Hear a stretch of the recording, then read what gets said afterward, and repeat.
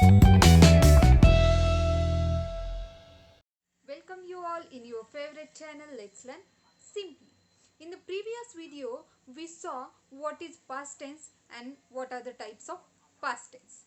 And in this lecture we are going to learn future tense and its types. So let's start with our future tense. तर आतापर्यंत आपण काय बघितलंय, present tense, त्याचे types, past tense आणि त्याचे types. आणि आता आपल्याला बघायचंय फ्युचर टेन्स आणि त्याचे टाइप. मग फ्युचर टेन्स म्हणजे काय? फ्युचर टेन्सला मराठीमध्ये भविष्यकाळ असं म्हटलं जातं.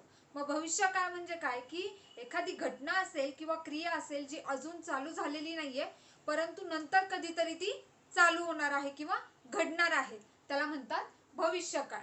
मग आता याचे प्रकार कोणते कोणते आहेत ते आपण बघूया. पहिला जो आहे तो आहे सिंपल फ्युचर टेन्स. याला मराठीमध्ये आपण म्हणणार साधा भविष्य काळ. आता याची रचना बघूया. सब्जेक्ट आहे, प्लस शाल किंवा विल असणार आहे, प्लस वर्ब किंवा प्लस ऑब्जेक्ट असणार आहे. मग सब्जेक्ट म्हणजेच काय आहे? आपला कर्ता आहे, म्हणजेच वाक्यामध्ये एक कर्ता असणारच आहे. त्यानंतर शाल किंवा विल हे काय आहेत? आपले हेल्पिंग वर्ब्स आहेत. मग शाल किंवा विल दोन पैकी एक कोणतं तरी असणार आहे. त्यानंतर आहे वर्ब. मग वर्ब म्हणजे काय? क्रियापद. मग क्रियापदाचं काय असणार आहे? मूळ रूप असणार आहे क्रियापदाचं इथे. ठीक आहे.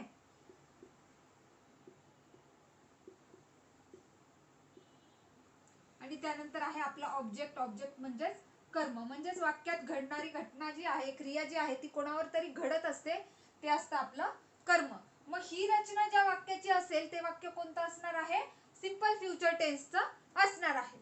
मग आता आपण विथ एक्झाम्पल बघूया. She will write homework. आता इथे काय आहे? शी आहे. शी म्हणजे काय आहे? आपला कर्ता, म्हणजेच सब्जेक्ट आहे. शी म्हणजे ती मुलगी आहे, मग तो आपला सब्जेक्ट आला. विल आलेला आहे, म्हणजे शाल किंवा विल पैकी एक हेल्पिंग वर्ब येणार आहे, जे आपलं विल आलेलं आहे. आणि राईट. राईट म्हणजे काय? लिहिणे. हे आपलं काय आहे? क्रियापद आहे, म्हणजे आपलं मेन वर्ब आलेला आहे. आणि होमवर्क म्हणजे ऑब्जेक्ट येणार आहे. मग ही रचना आणि ही रचना काय आहे? सेम आहे. म्हणजेच हे वाक्य कोणत्या काळाचं आहे? सिंपल फ्युचर टेन्स आहे. साधा भविष्यकाळ आहे की कधीतरी भविष्यात ही घटना घडणार आहे, किंवा कदाचित उद्या घडणार असेल, उद्या सकाळी किंवा दुपारी किंवा संध्याकाळी किंवा आणखी 2-3 दिवसानंतर कधीतरी घडणार आहे. ठीक आहे. नेक्स्ट सेंटेन्स बघूया. They will come. आता इथे काय आहे? हा जो दे आहे ते म्हणजे कोण? ते. मग ते काय आहे? आपलं सब्जेक्ट आहे. त्यानंतर विल, शाल किंवा विल पैकी एक पाहिजे हेल्पिंग वर्ब जे आलेला आहे. आणि कम म्हणजे येणे, हे आपलं काय आहे? मेन वर्ब आहे. मग आता ही रचना आणि ही रचना काय आहे? सेम आहे, म्हणून हे वाक्य सिंपल फ्युचर टेन्स आहे. ते येणार आहेत. येणार आहेत, पण कधी आपल्याला माहिती आहे का? नाही. कदाचित उद्या येतील, परवा येतील किंवा 8 दिवसांनी येतील, पण ते येणार आहेत. मग अशा प्रकारे फक्त एक छोटासा शब्द, म्हणजेच हा जो शब्द आहे शाल किंवा विल, इथे दोन्ही विल आले, पण शाल किंवा विल पैकी एक येणार आहे. आणि जर आपलं मेन वर्ब जसंच्या तसं आलेलं असेल तर त्या वाक्याचा काळ कोणता असणार आहे? Simple future tense. ही आहे ट्रिक सिंपल फ्युचर टेन्स ओळखायची. कोणती? शाल किंवा विल पाहिजे आणि मूळ क्रियापदाचं मूळ रूप पाहिजे, मग तो असतो काळ सिंपल फ्युचर टेन्स. समजले हे? काही अडचण असेल तर कमेंट बॉक्स मध्ये तुम्ही विचारू शकता. आता आपण बघितलंय सिंपल फ्युचर टेन्स. आता आहे आपला कंटिन्यू फ्युचर टेन्स, म्हणजेच चालू भविष्यकाळ. म्हणजे क्रिया काय असणार आहे? चालू असणार आहे, पूर्ण झालेली नसेल. रचना आपण बघूया. इथे असणार आहे सब्जेक्ट, नंतर आहे शाल किंवा विल, प्लस बी येणार आहे, नंतर आयएनजी फॉर्म ऑफ वर्ब येणार आहे, म्हणजेच क्रियापदाला आयएनजी लागलेला असणार आहे. आणि नंतर आहे आपला ऑब्जेक्ट. ठीक आहे. मग सब्जेक्ट म्हणजे काय आहे? आपला कर्ता आहे, म्हणजे वाक्यात एक कर्ता असणारच आहे. त्यानंतर शाल किंवा विल असणार आहे. ठीक आहे.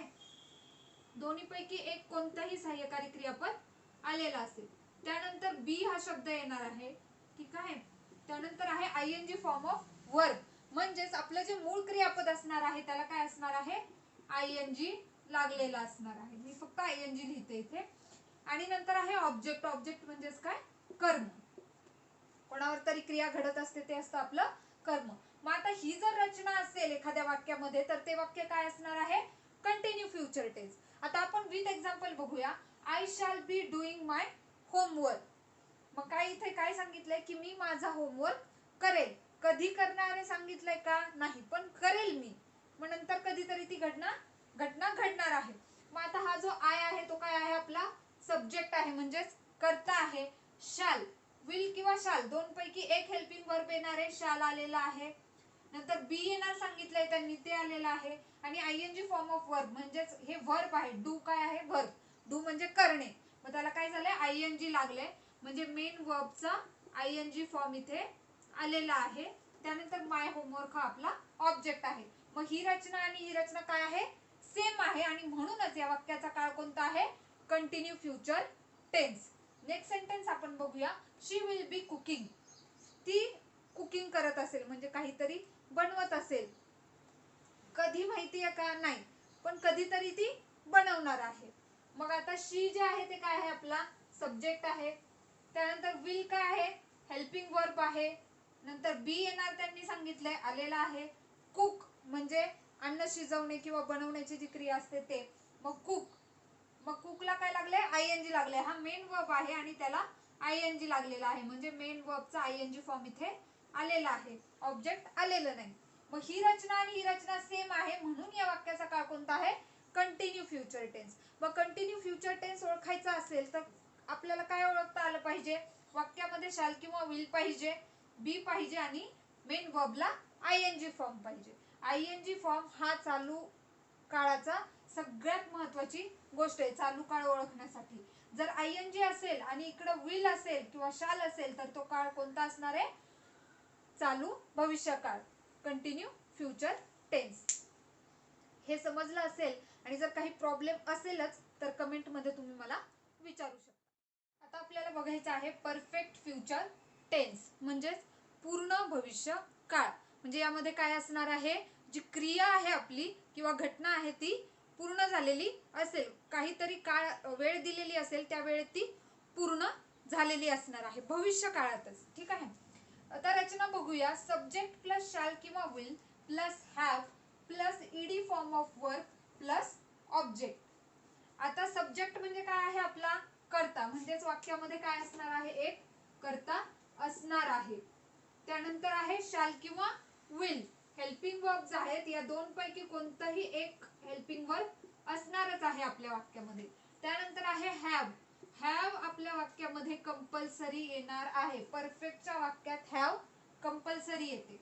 त्यानंतर आहे ईडी फॉर्म ऑफ वर्ब किंवा पास्ट पार्टिसिपल, म्हणजेच भूतकाळी रूप. ठीक आहे, शॉर्टकट लिहिला इथे. आणि नंतर आहे ऑब्जेक्ट, म्हणजेच कर्म. वाक्यात एक कर्म सुद्धा असू शकतं. मग आता काय आहे? कर्ता असेल, शाल किंवा विल असेल, हॅव असेल, ईडी किंवा पास्ट पार्टिसिपल म्हणजेच भूतकाळी रूप, यालाच ईडी फॉर्म असंही म्हटलं जातं, आणि कर्म. मग आता आपण हे एक्झाम्पल घेऊन बघूया. I shall have eaten mangoes by tomorrow. आता काय सांगितलंय की मी जे आंबे आहेत ते मी उद्यापर्यंत खाईल, म्हणजे उद्यापर्यंत संपवेल. मग किती असतील ते? 4, 5, 10. मग इथे काय सांगितलंय की उद्या मी ते संपवणार आहे. मग क्रिया पूर्ण झालेली असणार आहे उद्या. समजा उद्या सकाळी ती खायला सुरुवात करेल, मी खायला सुरुवात करेल, आणि उद्या दुपारपर्यंत किंवा संध्याकाळपर्यंत ते संपलेले असतील. मग आता हे जे आय आहे ते काय आहे? आपलं सब्जेक्ट आहे. शाल काय आहे? Helping verb. शाल किंवा विल पैकी एक येणार आहे, इथे शाल आलेला आहे. हॅव येणार असं त्यांनी सांगितलंय. ठीक आहे. आता इटन, इट हे काय आहे? आपलं मेन वर्ब आहे, म्हणजे खाणे. त्याचं हे भूतकाळी रूप आलेलं आहे, म्हणजे मेन वर्बचा ईडी फॉर्म किंवा पास्ट पार्टिसिपल इथे आलेलं आहे. मँगोज बाय टुमारो हे काय आहे? आपलं ऑब्जेक्ट आहे. मग आता या वाक्याची जी रचना आहे ती रचना आणि ही रचना काय आहे? सेम आहे, आणि म्हणून आपण म्हणू शकतो की हे वाक्य काय आहे? Perfect future tense. का? कारण या वाक्यात जी काही क्रिया होणार आहे ती भविष्य काळात चालूही होणार आहे आणि पूर्णही होणार आहे. म्हणजे समजा उद्या सकाळी मी आंबे खायला सुरुवात केली तर उद्या दुपारपर्यंत ते आंबे संपलेले असतील किंवा मी ते संपवेल. ठीक आहे. नेक्स्ट सेंटेन्स बघूया. She will have completed her homework. आता इथे काय सांगितलंय की ती तिचा होमवर्क पूर्ण करेल. मग कदाचित ती परवा सुरू करणार असेल आणि मग 1-2 तासात तिचा होमवर्क संपणार असेल, म्हणजे भविष्य काळातच क्रिया चालू होणार आहे आणि ती संपणारही आहे. मग आता हे शी जे आहे ते काय आहे, आपला सब्जेक्ट आहे म्हणजेच कर्ता आहे. शाल किंवा विल पैकी एक येणार आहे, विल आलेला आहे, हेल्पिंग वर्ब आहे. हॅव येणार आहे, तेही आलेलं आहे. आता इथे कम्प्लीटेड आलंय. मग कम्प्लीट म्हणजे काय आहे, पूर्ण करणे. हे आपलं मेन वर्ब आहे, त्याला ईडी फॉर्म म्हणजेच त्याचं पास्ट पार्टिसिपल आलंय, म्हणजे मेन वर्बचं पास्ट पार्टिसिपल इथे आलेलं आहे. आणि हे आहे आपलं ऑब्जेक्ट. म्हणजेच ही रचना सेम आहे, म्हणून हे वाक्य परफेक्ट फ्युचर टेन्सचं आहे. म्हणजे याचा अर्थ काय होतो की भविष्यात ती तिचा होमवर्क करायला सुरुवात करणार आहे, म्हणजे उद्या परवा कधीतरी, आणि तो ती पूर्णही करणार आहे. मग अशा प्रकारे जेव्हा वाक्यामध्ये शाल हॅव किंवा विल हॅव असेल आणि मेन वर्बचं जर भूतकाळी रूप असेल तर ते वाक्य कोणतं असणार आहे, परफेक्ट टेन्स असणार आहे, म्हणजे पूर्ण. हॅव हा शब्द जर वाक्यामध्ये असेल आणि मूळ क्रियापदाचं भूतकाळी रूप असेल तर ते वाक्य परफेक्ट टेन्सचं असतं. आणि फक्त आता प्रेझेंट, पास्ट की फ्युचर हे ओळखायचं असेल तर आपल्याला याकडे लक्ष द्यावे लागणार आहे. इथे शाल आहे, शाल हॅव इटन आहे, म्हणून हे परफेक्ट फ्युचर टेन्स आहे. समजले हे? आपण बघणार आहोत कंटिन्यू परफेक्ट फ्युचर टेन्स, म्हणजे चालू पूर्ण भविष्यकाळ. म्हणजेच क्रिया चालू झालेली असणार आहे आणि ती भविष्यात कधीतरी पूर्ण होणार आहे, पण त्याला वेळ लागणार आहे. आता रचना बघूया. सब्जेक्ट प्लस शाल किंवा will plus have plus been plus ING form of verb plus object, म्हणजे ही आपली रचना असणार आहे. मग सब्जेक्ट म्हणजे काय आहे, आपला कर्ता आहे, म्हणजे वाक्यात एक कर्ता असणारच आहे. त्यानंतर आहे शाल किंवा विल, म्हणजे शाल किंवा विल पैकी एक हेल्पिंग वर्ब असणार आहे. त्यानंतर आहे हॅव प्लस बीन, म्हणजे हॅव बीन हे वाक्यामध्ये येणारच आहे कंपल्सरी. त्यानंतर आहे आयएनजी फॉर्म ऑफ वर्ब, म्हणजे वर्बला काय लागलेला असणार आहे, आयएनजी लागलेला असणार आहे. नंतर आहे ऑब्जेक्ट, म्हणजेच आपलं कर्म. म्हणजे ही रचना ज्या वाक्यामध्ये असणार आहे ते वाक्य कोणतं असणार आहे, कंटिन्यू परफेक्ट फ्युचर टेन्सचं असणार आहे. आता आपण एक्झाम्पल बघूया. She will have been studying for 3 hours. मग ती काय, ती 3 तास अभ्यास करत असणार आहे, म्हणजे भविष्यात आहे. कदाचित उद्या सकाळी ती अभ्यास चालू करेल आणि नंतर तिचा 3 तास अभ्यास पुढे चालू राहणार आहे. मग 3 तासानंतर ती प्रक्रिया पूर्ण होईल. म्हणजेच एक जी क्रिया आहे किंवा घटना आहे ती चालू झालेली असेल आणि तिला पूर्ण व्हायला भविष्यात काही कालावधी लागणार असेल तर तो काळ असतो कंटिन्यू परफेक्ट फ्युचर टेन्स. आता रचना बघूया आपण. इथे शी आहे, म्हणजे तो काय आहे, आपला सब्जेक्ट आहे, म्हणजे कर्ता आहे. शाल किंवा विल पैकी एक इथे आलेला आहे, विल. हॅव आणि बीन हे दोन्ही आलेलं आहे, हॅव बीन आलेलं आहे. त्यानंतर आयएनजी फॉर्म ऑफ वर्ब सांगितलाय, म्हणजेच स्टडी हे जे वर्ब आहे, स्टडी म्हणजे अभ्यास करणे, त्याला आयएनजी लागलेला आहे, म्हणजे मेन वर्बचा आयएनजी फॉर्म इथे आलेला आहे. आणि त्यानंतर फॉर 3 hours हे आपलं ऑब्जेक्ट येईल, म्हणजे पुढचे 3 तास ते अभ्यास करणार आहे. मग ही रचना जिथे असेल ते वाक्य कोणतं आहे, कंटिन्यू परफेक्ट फ्युचर टेन्स, म्हणजे तिची अभ्यास करण्याची प्रक्रिया काय चालू झालेली आहे आणि ती भविष्यात नंतर पूर्ण होणार आहे. ठीक आहे. नेक्स्ट सेंटेन्स बघूया. He will have been working for next 5 days. तो पुढचे 5 दिवस काम करत राहणार आहे. म्हणजेच आत्ता काम करायला त्याने सुरुवात केलेली आहे, म्हणजे समजा उद्या सकाळी त्याने काम करायला सुरुवात केली तर पुढचे 5 दिवस तो काम करणार आहे. कदाचित 5 दिवसानंतर त्याचं काम संपेल. आता रचना बघूया. ही काय आहे, आपला सब्जेक्ट आहे. शाल किंवा विल पैकी एक हेल्पिंग वर्ब आलेला आहे. नंतर हॅव बीन आलेला आहे. वर्क म्हणजे काम करणे, त्याला आयएनजी लागलेला आहे, म्हणजे मेन वर्बचा आयएनजी फॉर्म इथे आलेला आहे. आणि फॉर नेक्स्ट 5 days हे आहे आपलं ऑब्जेक्ट. म्हणजे ही रचना आणि ही रचना काय आहे, सारखी आहे. आणि म्हणून आपण म्हणू शकतो की हे वाक्य कंटिन्यू परफेक्ट फ्युचर टेन्सचं आहे. का आहे, कारण या वाक्यामध्ये जी क्रिया आहे ती भविष्यात चालू होणार आहे आणि नंतर काही दिवस सलग चालू राहून ती संपणार आहे. ठीक आहे. मग आता कंटिन्यू परफेक्ट फ्युचर टेन्स ओळखायची ट्रिक काय आहे, हॅव बीन पाहिजे आणि आयएनजी पाहिजे. ठीक आहे. बीन पाहिजेच कंटिन्यू परफेक्ट या टेन्स मध्ये, म्हणजे कोणताही असू द्या, प्रेझेंट असू द्या, पास्ट असू द्या, फ्युचर असू द्या, हॅव बीन हा शब्द असतो. फक्त आता प्रेझेंट, पास्ट की फ्युचर ओळखायचं असेल तर फक्त आपल्याला विल शाल वर लक्ष द्यायचं आहे. फ्युचर टेन्स असेल तर विल असणार आहे किंवा शाल असणार आहे, हॅव बीन असणार आहे आणि आयएनजी फॉर्म असणार आहे. मग यावरून आपल्याला कळतं की हा टेन्स कोणता आहे, कंटिन्यू परफेक्ट फ्युचर टेन्स आहे. हे समजलं असेल, सोप्या भाषेत सांगितलेलं आहे. काहीही अडचण असेल तर तुम्ही कमेंट बॉक्समध्ये मला विचारू शकता. आता आपण याचे थोडे एक्झाम्पल्स बघूया म्हणजे आपल्याला आणखी जास्त समजेल. आता आपण हे एक्झाम्पल्स बघूया, त्यामुळे आपल्याला समजेल की फ्युचर टेन्सचे जे टाइप्स आहेत ते कसे ओळखायचे किंवा त्याचे ट्रिक्स काय आहेत. आपण एक्झाम्पल जे घेतले ते आहे द टीचर विल टीच. आता आपण सगळीकडे हेच एक्झाम घेतले, प्रेझेंट टेन्सलाही हेच घेतलं होतं, पास्टलाही हेच घेतलं होतं आणि फ्युचरला पण सेमच घेतलं आहे. मग आता आपण बघूया द टीचर विल टीच. यामध्ये द टीचर हे काय आहे, आपला सब्जेक्ट आहे. त्यानंतर विल हे हेल्पिंग वर्ब आहे, शाल किंवा विल पैकी एक येणार आहे ते आलेलं आहे. आणि टीच हे आपलं मेन वर्ब आहे आणि ते मूळ रूपामध्येच आहे, काहीही चेंज झालेला नाही. आणि म्हणून ही रचना कोणत्या टेन्सची आहे, सिंपल फ्युचर टेन्स, साधा भविष्यकाळ आहे. The teacher will teach, teacher शिकवतील. ठीक आहे, मग हा आहे सिंपल फ्युचर टेन्स. ठीक आहे. आता नेक्स्ट बघूया आपण काय आहे, the teacher will be teaching. आता या सेंटेन्स मध्ये काय आहे, थोडस स्ट्रक्चर वेगळं आहे. काय आहे, द टीचर हे आपला सब्जेक्ट आहे, शाल किंवा विल पैकी एक आलेला आहे हेल्पिंग वर्ब, नंतर बी येणार असतं ते आलंय आणि टीच या मूळ क्रियापदाला आयएनजी प्रत्यय लागलेला आहे, म्हणजेच मेन वर्बचं आयएनजी फॉर्म इथे आलेला आहे.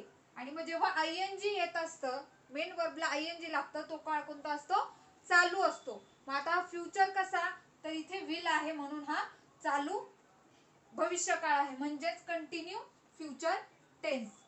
Continue future tense. ठीक आहे, म्हणजे शाल किंवा विल असेल आणि आयएनजी प्रत्यय असेल तर कंटिन्यू टेन्स असतो.